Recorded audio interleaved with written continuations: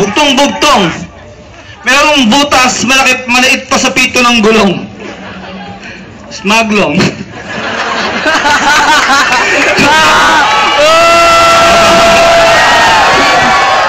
Smaglong.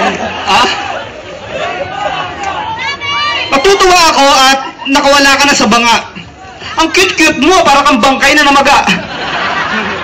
Smaglas. Ikaw ang anay sa 187.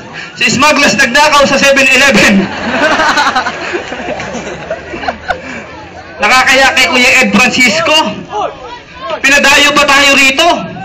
Kayo na kumanta ka, hindi mo binati, pati panghalang ko. Time. Babawi. Okay.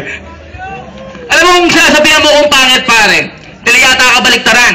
Di bali na magkailong ako ng ganito, huwag na magkangipin ng ganyan. Alam mo kung sino?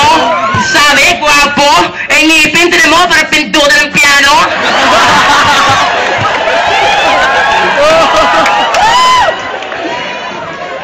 Alam nyo, nikang-nika yung dating, kaya akala mo nung una, stateside rapper. Pero pag nakita mo na malapit ang takila, suicide bomber. Alam nyo ba lahat ang mga kriminal na nangyayari sa Marikina? Shopee sa mulo. Alam nyo bakit? Lahat ng snatcherable dapper dyan, siya yung guro. Pero okay yan, kaibigan ko yan si Saito. Para sa inyo to, kaya palakpakan naman.